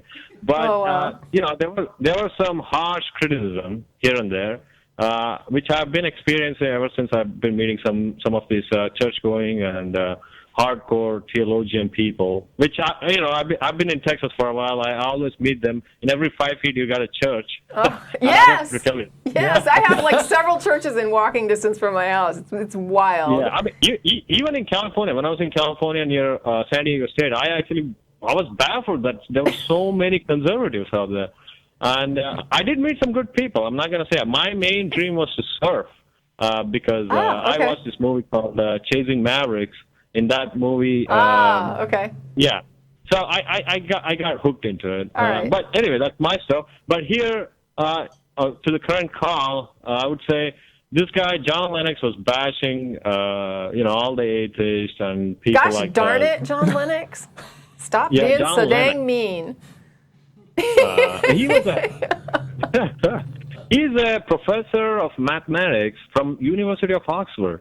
Now, that's quite outstanding, to be honest. Yeah. But I would be more interested in teaching rudimentary topics of calculus rather than theology, Right. That is, something that he's is, actually educated in. Sure. Yeah. Yeah. That would be nice. I'm pretty sure he's so famous that he gets a lot of money. So he got like 2 hours of speaking session at this current, like it was in Huntsville, Texas. I don't know, the Sam Houston State University? Yeah. Yeah, somewhere there. They had this whole stuff, the whole gig up, and they had all these Christian people coming in. They were bashing these young people. And I was looking at all these kids taking notes, and guess what? They cannot even spell Nobel laureate properly. The laureate was spelled Lauriette. Oh. Are you kidding me? I mean, that was the level of ignorance. I was mind blown. I was shell shocked at that moment. Like, all right, Nolo. We got people on the other lines, so we have to kind of wrap. But okay, I'm just gonna let you go. All right. Okay. Well, it was fun chatting. Thank you for sharing your atheist experience. Hey, big fan. Okay. All right, thanks. Bye-bye. All right, shaka, bye. Shaka. He was saying that he was so famous of it, but both of us had to kind of think to ourselves. Well, and you would think that we would recognize an apologist name, so I'm kind of embarrassed here. I think I know. I kind of have a picture in my mind. I just have to confirm on Google later. Right. I was thinking, you met a rock star, or no. The Beatles. Yeah, I met an apologist at a Christian convention. Who'd have thought? Okay, so this is, what do we got going on now? Where am I at? Okay, so I guess this one looks interesting. Let's go to, you know what? Someone's been holding, though. Let me go to this one's been holding. So I always have to be careful. Okay, this is Christine from Idaho. Hi. Hey. Hey, I'm a little nervous. Sorry, calm down. We're just having a chat here. We are. So I am an atheist. I was diagnosed with lupus a couple years ago, and I just kind of wanted to talk a little bit, if that's okay. Yes. Because I know that a lot of people, and one of the earlier callers was talking about how hell and all that kind of stuff. Mm-hmm. And I mean, my diagnosis is not good of the type of lupus that it is, and of just how it's attacking my body. And part of the reason for that is when I was younger, and out in Idaho, we're kind of a lot of isolated communities, and there's a lot of extremist fundamentalist groups, I guess, and we're one of the states where you're allowed to not give your kids medical. You're dependent. I understand. The parents aren't required medical care. Okay, gotcha. Okay, yeah, I understand. And so that's kind of what happened when I was growing up. And by the time I was able to get treatment, my body was kind of wrecked by that, and I also struggle with the whole hell concept too, because when I was religious, what is the purpose of me being sick? Does God want me sick? And the fact that I'm getting treatment, does that mean that I'm considered broken because God wanted me sick in the beginning? Right. Or is the fact that I can function now, does that mean that then why bother? You know, if the off chance was that they're just kind of hoping that I would eventually get better, why even have me be born in Idaho? For goodness sake, I mean, it's kind of a disaster over here. But it's the idea that religion helps with coping with death. Mm-hmm. I don't know. I just kind of wanted to say, with all the people who are afraid of hell and things like that. Right. And even as someone who, you know, I don't exactly have a lot of time left. But it's so much better with science. It's so much better on our side. You know, because, you know, we are alone out there, and just helping, being able to help each other. I think that you're bringing up a good points. I have a friend who does psychiatric treatment, and they are the mental health professional. And one of the things that they had an issue with was incorporating prayer into therapy, which is something that is a big push going on in the UK with regard to psychiatric care. And one of the issues that they dealt with, or one of their concerns, the ethical concerns, was exactly what you're describing, this idea of what happens when you get the therapist involved as well with the religious rituals with the patient. And instead of having them get their religious support elsewhere if they want it, and have the treatment be evidence-based and medicine, if you incorporate the two and the therapy fails, what happens to the patient? Does the patient then say, God doesn't want me to get help? Because now you've got the therapist is inherently tied to the religious view. And you have this judgment, the self-judgment, and that's what the other psychiatrist was arguing. He was saying, how much worse would this be for the patient if they believed that not only the psychiatrist couldn't help them, but that God was refusing, or that they weren't worthy of being helped, or that they weren't supposed to be getting help? Like, what could this do to their treatment? Yeah, I'm actually a speech therapist, and I work a lot with patients with stroke and traumatic brain injury. There's a lot of the injuries out here by the time they get to the hospital, because we have to fly them in and blah blah blah. You know, they're usually it's usually pretty bad as well. And I see that with a lot of my patients, especially if they're Hutterites or if they're fundamentalist Mormons. If they don't get better in with the month, you know, and that very rarely happens with strokes and traumatic brain injuries, and their family starts blaming them, they start getting isolated. But yeah, I'm one of those religious people who still, I'm not still afraid of the hell, but I'm still afraid of the whole, I'm fighting the whole, it's my fault that I'm sick, you know, that. It sounds to me like it might be your parents' fault that you're sick. I mean, yeah. That's how I interpret your story.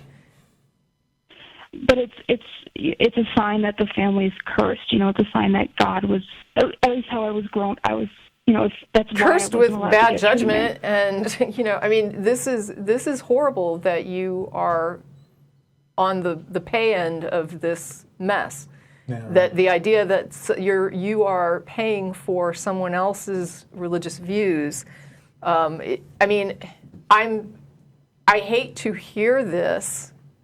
But at the same time, I'm glad you're telling this story, because we talk about the idea of separation of church and state.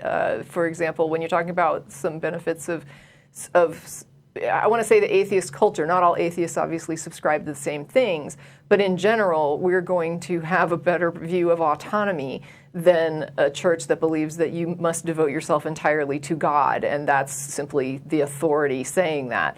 So at least in the atheist community, you have the option of meeting people who value your autonomy, which would be that even if you're a child, you're not property. And that means that if someone's not getting you medical care and you need that medical care and you're suffering for it, I think there's probably a lot of people within the atheist community who would come to bat for you to say, we agree that this person should get care, or that their parents should, you know, there needs to be some intervention here in this family situation. because this is an individual and a human being and a person, and this is a citizen, even though they're a minor. Thank you. I don't know what thank you. I don't know that it helps, but it's definitely No, it does. It my does, view. Definitely. Thank you. And I agree. It's something that we need to work more and better on with this country. But I'm gonna let you guys go. So okay. Yeah. Before you go, keep Christine, moving. as you were saying that, I'm so sorry to hear about just such a situation. But do you have support where you are? Do you have like a support network that you're leaning on for just your own mental stability and do you have something there? Not in real life, so to speak. But I have I've been going through the secular therapist project and recovering from religion, and then there's some support groups online. Good. Okay, good. That's what I was going to suggest. I'm glad that you took advantage of those things and availed yourself of resources. I'm glad those resources are out there. Thank you. And I was thrilled when I found. But yeah, I'm going to let you guys take some other calls. But thank you so much. Thank you. Thank you for your call. Bye. All right. All Bye-bye. right. That was a tough one. You know? My heart goes out to Christine. You know? And I can't, I mean, the anger that I felt listening to her story, just at the idea of somebody having to suffer, and I want to say, for the rest of their life, but it's like what she's describing is an early death. Right.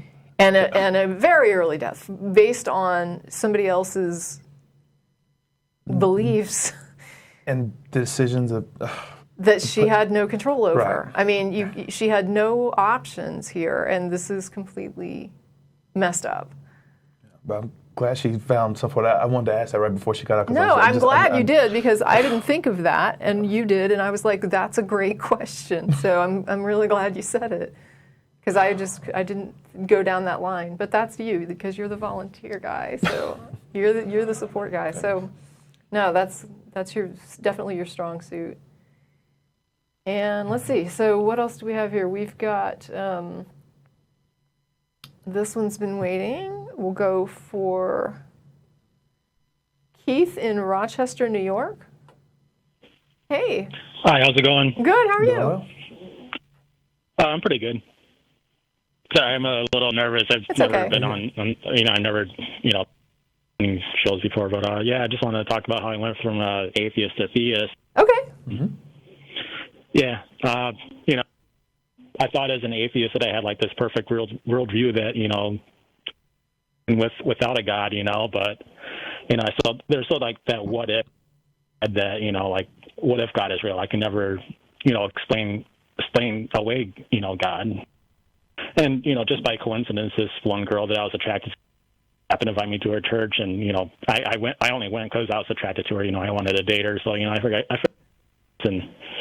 They asked for or whatever, and I guess she was kind of inclined or kind of like signaled me to go up there and get saved, and I just didn't really feel like I had a reason not to. I just kind of took a chance, and Keith, let me interrupt you just for a moment. I just want to let you know that there seems to be like a cyclical thing going on with your phone where you're cutting out like every. I don't know, several seconds or Every so? several seconds, yeah, it's just I don't know what it is, but I'm just kind of making you aware. If there's anything on your end that you think might account for that you want to adjust, that would be great. If there's not, then we'll just deal with it. We're catching most of what you say, but I just wanted to let you know. Yeah, it's using one of those apps or something like that. Okay. Well, this calls over Wi-Fi. Okay, well, we're catching most of it, so go ahead. So you were at the altar call, it sounded like? Okay.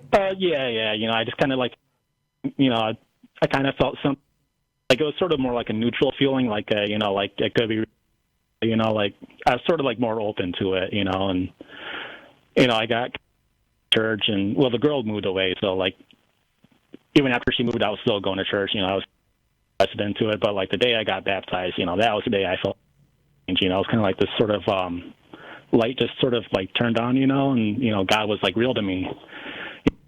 Like ask if there's like evidence or proof of, like the only proof that you'll ever experience is like your own personal experience. everyone that's ever experienced God has their own. So like, that's real proof that you'll ever discover. So it's different for each if there's a person. God. Well, I mean, the experience could be different, but you're experiencing the same. But how do we know if it's not if there's not a consistent experience, then how do we know that this experience is God? From your own personal experience, like the God that you're experiencing, but it's all the same God. Right? How would I know that the experience is the source is God? Well, that's what I'm saying. You'd have to experience it for yourself. I mean, I can. Right, but there's a lot of people who have that are now atheists. All right, there are a lot of people who have had experiences that they've interpreted as God who are now atheists and say that it was not God. So I guess my question is, how do we confirm, or how would we even have an inkling of the source of this experience? What is it about the experience that makes you believe that it is divine in origin? For me, it was just the experience. I mean, I've always believed that there was a logical and scientific explanation to sort of explain the things that the Bible talks. I actually got to a point in my life where I sort of reality that felt more real than the reality that I'm in right now. I feel like I experienced God greater than most people have in their whole life. I guess what I'm asking, though, is how do you know that whatever you're experiencing is divine in origin?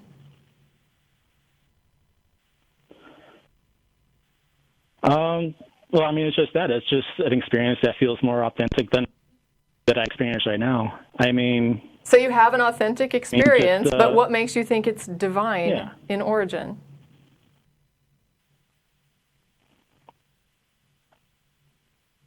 Well, I mean, that's a tough one to explain. I mean, when I experienced it was kind of like a sort of like a signature. Like I knew it was Christ and like no other deity that anyone else had thought of. Could you be wrong? I mean, another perspective, someone can claim that I'm wrong, and I could never really prove that I'm right. But I don't believe that I'm wrong. I believe. Why do you believe that you're right? That I am right. Why do you believe that you're right? I mean, just because of the experience itself. But that doesn't help. I mean, you're not going to know. But but what I'm saying is there. Like, well, okay, but wait a minute. A lot of people, and I'm not saying you're one, but there's a lot of people who have the experience that they describe as God, and then years later they become an atheist and they say, yeah, I mean, I thought it was God, but I don't think that anymore. So I guess what I'm saying is, as somebody on the outside of this who sees both things here, so I see some people who say, I had these experiences I interpret as God, and I don't believe that was correct. And then I have somebody saying, I have this experience of God, and I believe I am correct. And so my question is, what about your experience is making you think that this is from a God and not from your own mind? Well, the experience that I had was something that sort of like filled in the gaps, No, I don't know. That's why I'm asking. It's quite a long story to explain, honestly. I mean, on a lot of stuff here, but okay. Well, I mean, I'm not gonna drag it out. Really, can't even really what? Right. Well, I mean, if look at reality itself, I mean, you can't really confirm if like that's real or not. Like Right, but at least I'm confronted with a manifestation. But here's the thing. Like, for example, you can't see me maybe. I don't know if you're watching or if you're just listening. But I'm touching what I would believe would be my glasses, right, that are sitting on my face. Now, right. I don't know quite what that... I can't say that what that really is or is not. But I do know that I perceive, like, a visual of it, that I can touch it, that, I'm having an experience here, like you're describing an experience. And I am calling this glasses. And I can describe this, and I can show it to other people, and we can, compare those experiences. But what I'm asking you is, you're saying that there's a divine origin to this thing. And so first of all, I don't even know what a divine origin is. But I'm asking you, what makes you think that there's anything divine about it? Like, what information do you have about this God based on this experience? What information has this God provided you that we could... somehow recognize it as not... I could say that he explained things to me that were such as, the origin of the universe itself, which is God explained the paradoxical origin to of the universe. universe to you. Did I hear that right? Because there is some breakup. Okay, so you think God explained the origin of the universe to you. What did God tell you about it?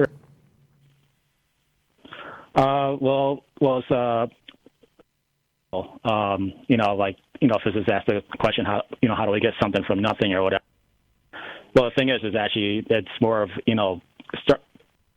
impossible to get something from nothing. It's easier to go from something to nothing, and so this is more of like a paradox. There is. Let me ask you a question. I've asked other creation. people this, but I want to ask you this to see what your view is. Can nothing exist? Can't be observed as unobservable. If something, I don't even know how to ask. I don't even know how to ask this question. But if it existed, wouldn't it be something?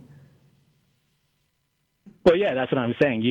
If you observe nothing, then you'd be observing something. Would be unobservable. Right. So can nothing? Can I don't even know how to ask it. I can't even say can nothing be, because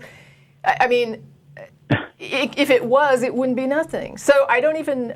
When people talk about like an absolute sort of nothing, I don't really understand what it is they're describing or even trying to communicate. Right. Something can't really come from nothing. Something has to come from. But God told you that it was easier to get you try and trace that back. But you're saying God told you it was easier to get from something to nothing? From something to nothing, and then go back from nothing to something, because you can't go from nothing. How do you even have? How can you even have nothing? Like, Well, the best way I can explain nothing would be sort of space, or space that's not compressed, because the space that we see is compressed. What's outside of our universe? That's why space is warped in. So how would we go about verifying what this God told you about universal origins? Have you talked to anybody who's in that field, reached out and said, does this sound valid? Well, you really can't verify it until you but the thing is, once you observe nothing, then it'll be kind of, too late. Well, here's a question, though. Nothing, where there's absolutely no matter to depend on. I would recommend that you take this, that you would write down what God told you about the origin of the universe, and that you send that to, and I'm not joking, send it off to a university where they have a department that has an astrophysics department. Just say, does this sound valid? And just ask them if what this God has told you is accurate. On Reddit, but well, on Reddit, I'm sure if that's the I'm talking about. Is this I'm information not looking for anyone correct? to prove or disprove my claims, but it's you called the show. A lot of information that I've been given. Right, I know. It's just something I kind of want to get off my chest. It's not something I've been looking for someone to prove or disprove. I'm sure Well, but I guess all I'm hearing is that you had an experience and you believe it's a God, and he told you about the origins of the universe, but we don't know if what it told you was accurate, and we don't really know why you believe that the event or the feeling or the experience that you have is divine in nature. I don't even know what that would mean, but I'm not getting any clearer sense of it. Yeah, I'm not really too sure what divine even means myself. I think I don't know. Okay. Yeah, I'm not even sure what the word divine means, to be honest, but I believe that my experience is real because I experienced it. Well, I don't doubt that you had an experience. Let me just make sure that I'm clear on that point. You say you felt something or you experienced something, and I don't doubt that you had the experience. I just don't know how you came to the conclusion regarding the origins of it being a divine being. Right. Well, I haven't even really been able to explain the entire origin. It's pretty complicated just because of how paradoxical. There's more than one universe. There's just there's more than this one universe. There's more than the creation that's described in Genesis. An existence prior to that. I would maybe check. Like I said, I would kind of write down what this God is telling you about universal origins, and I would just run it by somebody who studies this to see what they say. I mean, it might lend validity to what you're saying. You could be like writing these formulas, and get things you don't even understand, and they could write back and say, "This is brilliant. You just solved a big problem in physics. Thank your God for us." I mean, it all goes back to the whole multiverse theory. The Big Bang. Like the Big Bang is actually like a future event that creates. I don't know. I mean, I know that you don't know, but I know from my experience. I mean, that's the only I'm not sure you do know, because I'm saying you think this. I sure know. I mean, that's really the only claim that you can make, is that you're not sure that you know. I mean, and that's true from my perspective. It's something that I do know. I believe that you believe that you know if you it. look at reality, that's really all we have as perspective. But as far as if you can substantiate that outside of but your the question is whether or not you care whether these perspectives align with the other known facts. That's all I'm asking, I guess. Well, I mean, from what I know from physics, all these other theories, they are actually all in line. Like every sort of ever heard, they all sort of line up with this. I mean, and yet they don't support the idea that a God is behind it. Well, you sort of have to know what a God is. You would. I would agree. To these different. Well, yeah. Well, I mean, God is like real. When you look at our observable universe, like God is the entire universe, everything in it that contains that universe. So, God equal, are you saying from the biggest thing to the smallest thing? So God equals the universe? If that's the case, why not just say universe? Well, now it depends. Are you saying that you think that God is the universe, or are you saying it's the universe plus God? Well, is the universe, and he's also what contains the universe, and he's the very smallest thing that actually makes up the smallest building blocks that is reality itself. I mean, I understand you're describing your thoughts here, but the problem is that we could go on and on about these thoughts, but we have no way to verify what you're saying. And so, we had a clip earlier where the guy said, if we have no way to verify it, then it's not valuable. And that's the thing. It's like you could describe what you think. I think exploring the is valuable, if we can't verify it, though, then we don't. Discovered. Well, I think that there's merit. Wait a minute. Wait a minute. Hold on. There is merit to imagining things if in fact we have a plan to go out and see if we can verify. I agree. But if we're just going to sit and start rolling with the imagination and then just start adding and adding and adding to it, because we've gone several layers here with you on this, right? Mm-hmm. We've gone from, I had an experience, I don't know if it was, I believe it was divine because I believe it was divine. It told me things about the origin of the universe, something and nothing, and then it seems to align with the multiverse. But what I'm not really getting here, I mean, this is kind of going on and on and on, but at the same time, we still have not even defined what you think is the source, and I'm not sure, based on your prior comments, that you even can. So we can't, there's no way that we can, is there a plan to verify the origin, the divine origin that you believe exists, or are we just imagining for the sake of imagining? I mean, you really have is just to keep going down the road of progress, and eventually progress with my claims, or possibly by the time you do prove it, But I mean, wouldn't you rather wait to believe it until it is demonstrated to be true instead of believing it before it's demonstrated to be true? No, I mean, because I already know that it's true. No. So you would prefer to believe things. Why would I wait for someone else to prove it? Wow, because verification matters when you're talking about whether or not a thing is true. But clearly it doesn't matter to you. Right, and for me it has, from a higher source, No, I don't know. That's the whole problem. You don't seem to know where this is coming from. You're saying that it had a God signature to it? I do know exactly where this is coming from. You said you didn't know that you could even define what divine means. Divine is, yeah. But yet you're telling us that this source is God. Divine, the source of God. It's just, I don't know what it means. I don't know what that definition is. That's the only thing I don't know. It's like, what it means. Divine means from a God. Divine means... It just means that it's coming from a God. Then that's my claim, that it came from a God. Right, but the point is, what is this God? I had this conversation a little while ago. How do you prove a God is a God? What is it? What are you talking about when you talk about God?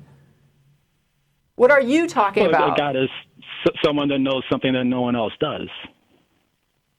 So if I have a secret number in my head, that makes me a god? Like, I'm thinking of a number. Nobody knows it but me. Am I a god? You have to know something that's true. Like it is true. No, of course not. Okay. I know something that I did when I was little that nobody else knows.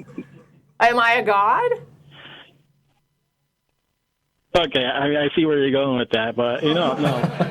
A god would have to know something that could be else that nobody else knows. But if no one else knows it, how do we verify it? Wait a minute. How would we verify something that a God knows that none of us know? Like, the only thing I can think of is that he would have to reveal that. Works. Well, but the point... Bible prophecy, that's how Bible prophecy works, because, the events in the future that, a caveman couldn't know that, but, for some reason... and it came true. I predict that within an hour I will be eating Indian food. Well, I mean, you can make that happen anytime. If I actually am eating Indian food in an hour, am I a prophet? Well, no, because you're well within your control. I mean, I could be hit by a car on the way there, right? I mean, I could. Anything could impede. In an hour, lots of things could happen, right? Yeah. Well, you're missing the point, though. I mean, a caveman can't. Event that happens today is not in the control of some caveman that wrote it, thousands of years. Right, but I don't believe that Bible prophecy is valid, right? For many reasons. Well, and you don't have to believe that Bible prophecy is valid, but it is. I mean, when the Bible said that dispersed across the world and then they come back to their land, that happened, and that happened. Yes, and a lot of people worked to make that happen. You're just a play on words. Now, wait a minute. You just finished telling me that it's not valid if I can control it. But don't we control whether or not we reinstate the state of Israel? Didn't Britain give that land in order to do that? Yeah, but the person that wrote it had no control over that. No, but the people later who believed it and made it come true. Right. It doesn't matter how it happened. It does matter how it happened. If I'm aware of a prophecy and I do everything in my power to make that thing happen, that's not really much of a prophecy. That's me working to make it true. That's not the person who said it way back when. The only reason it's happening is because I'm listening to them, believing it, and then forcing it to happen. Control over whether or not it happened. I mean, the whole religion. Oh my God, no! But the believers later, that person would have never known. The believers later. If I say that, if I tell my friend, let's say that I tell my friend who thinks that. Wait, let's say that I have. Hitler almost destroyed them. Like they had everything. Okay, I'm putting you on hold.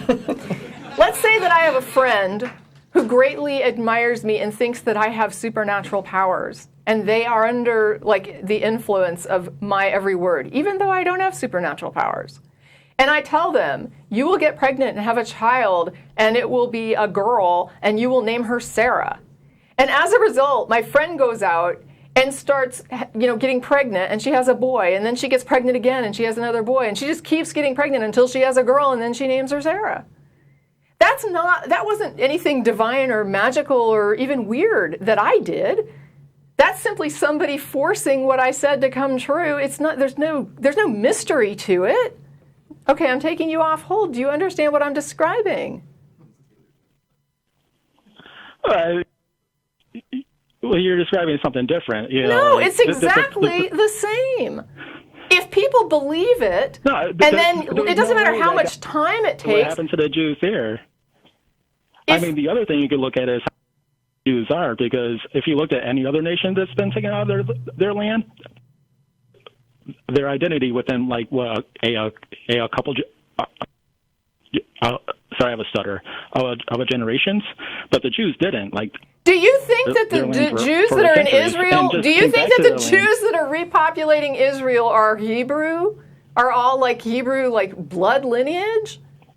Seriously? You think this? Because there are diaspora coming from over the place. A lot of missing Jews, but I believe that there's a lot of missing Jews. I believe there's a lot of people that identify as Jewish who are not. They're not. This is a religion. If you think that these are the descendants of the original Hebrews, and that came from a race of people. Yes, but the people and they kept their culture. Their culture has been intact. Okay, I am going to have to let you go. I mean, their culture should have died out. Judaism today is not a race. I don't know how else to explain it. This is a religion, and the diaspora is like composed of people from all over the world, from all national backgrounds. I mean, there are Jews that. It's an interracial it's thing a religion now. that came from a nation that was dispersed across. Yes, but if you're saying that they somehow magically contained their bloodline, and they kept their culture intact. How can you for them say to keep their this? culture intact, and somehow That's they like did. saying that the original first century Because Christian. no other nation has ever done that. The nation you're talking about hasn't done it. That's what I'm trying to get you to understand. If you think that they're just like the pre-first century Jews, you're dreaming. This is not what's going on in Israel. They're not living like there's not. It's like saying that Christianity today is just like first century Christianity. Absolutely not. That's a fantasy. The same people that they were, but I'm saying that they kept their culture intact. Like, no, they didn't. That's my point. They did not. You're just saying it. Just saying it doesn't make it true. You want to believe, I guess, but like the Bible said that was going to happen, and then it happened. Like because no other people book can, made it happen. Make the prophecies. Oh my God! I have to let you go. I can't take this anymore. And I'm not taking the last one. I heard you. So I just want to say to all the people that are viewing, I want to let you know we do have one more call, and it is Hamish. And I am not taking it. So you can thank me at the blog. You're welcome. Dropped. And he waited the whole show just to let you know. Wow. I think, are we still on? I think we are officially. Okay, so. if we're still on, I am doing a very bad job hosting here. Thank you to the crew. We're going to dinner.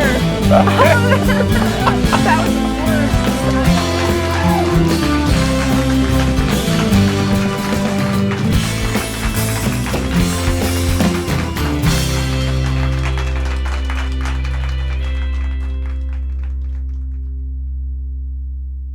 Hi, this is Russell Glasser, host of The Atheist Experience.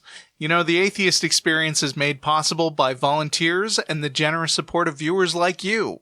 If the promotion of positive atheist culture and separation of church and state are values that you hold, please consider contributing by becoming an ACA member or visiting our product page at evolvefish.com under the Partner tab. Thank you.